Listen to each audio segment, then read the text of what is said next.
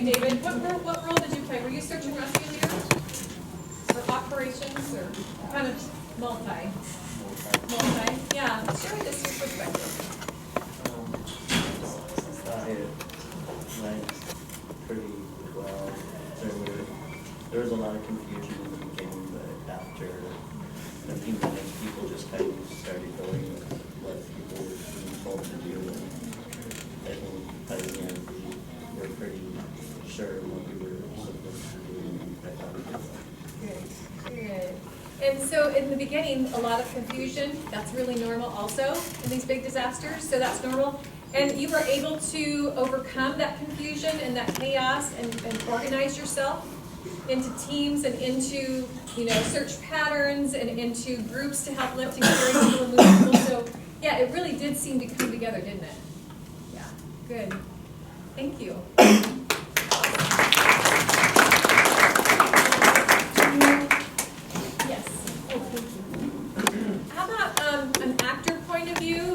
Some positives that you noticed on how you were treated as a victim. Does somebody have something they want to share? Yes? So, as an actor, you're supposed to be as obnoxious as possible. So, having the patience to deal with the obnoxiousness of whether I want to be treated, whether I not want to be treated, whether I'm yelling in your ear, instead of giving impatient behavior all anyone who treated me, was very patient in keeping me, trying to keep me calm, so to speak. So that is what I have to say, giving me patience. Boy, I'd like to echo that. You guys deserve a hand. Anything else? Other than that, yeah, it was a little chaotic at first and getting out and getting treated. But once I got over to the areas, it started to kind of dull down a little bit. So yeah, very good. Good. Awesome. Thank you. Awesome. Any other actors want to share something about your experience?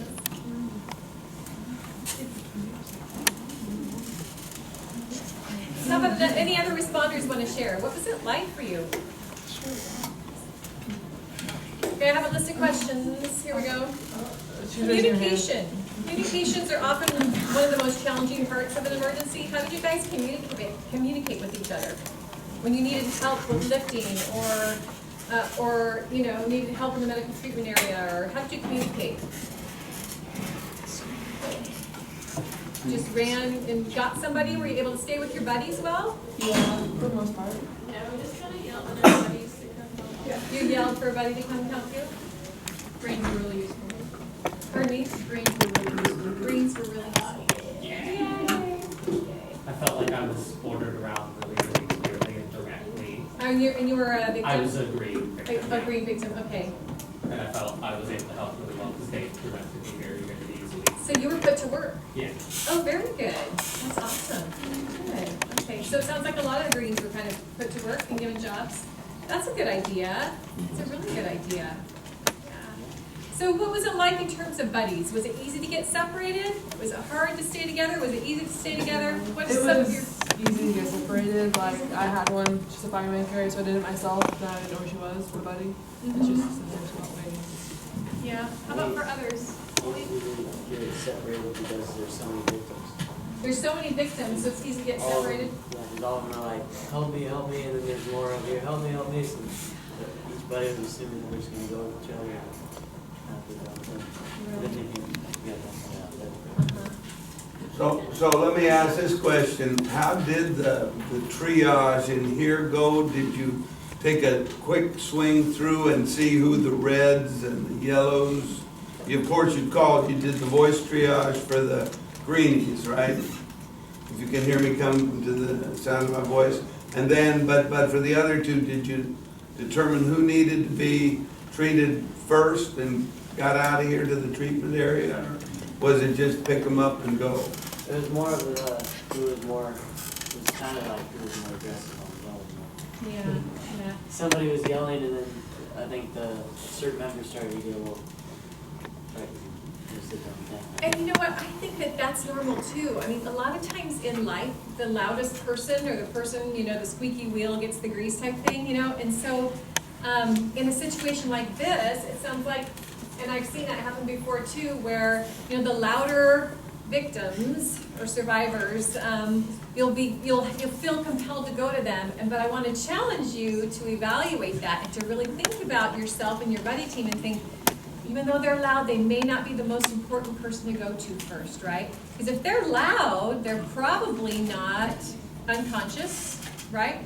They may not even be in shock or bleeding to death, maybe they are. But you want to really find those people with the 3 killers first, right? Because those are the ones that you can save their lives if you help them really, really quick.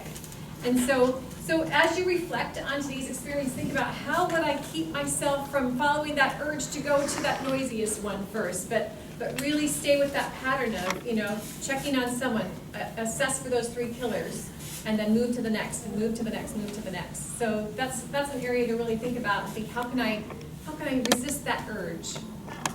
What kind of scene was this? It wasn't heavily damaged, or we wouldn't have been in here, but was it moderate or light?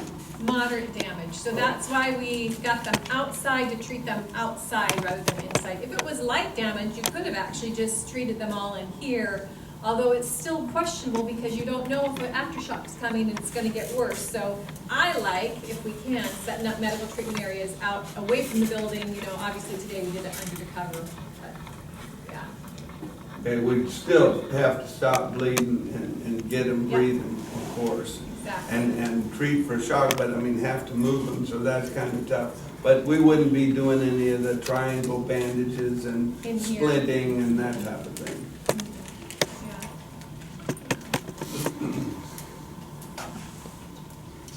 So when you talk with your friends today afterwards or at home with family this weekend, what are you going to tell them?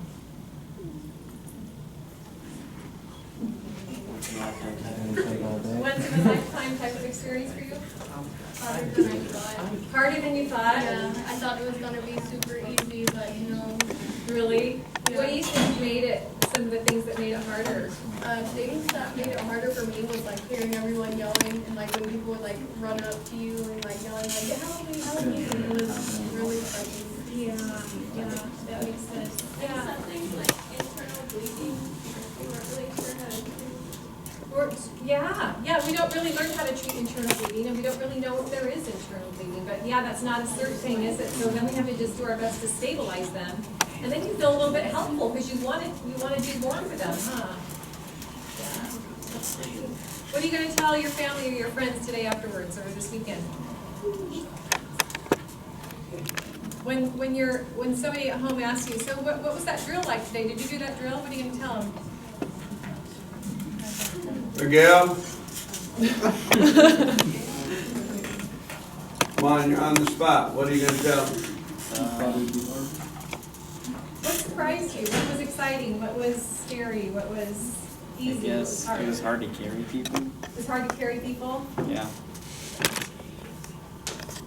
We might want to work on lifts, drags, and carries, because I think I observed that there were some challenges with that too, and a couple people now mentioned that, so. Yes, and I don't know where our blankets went. We were without a little suspicion, which Yeah, was, yeah. that made it more difficult for Yeah. everybody. Yeah, But instead of being able to turn to that person and say, I need this, and having it come to you. yeah, We just made do with what we had. right. And lifts would have been much easier.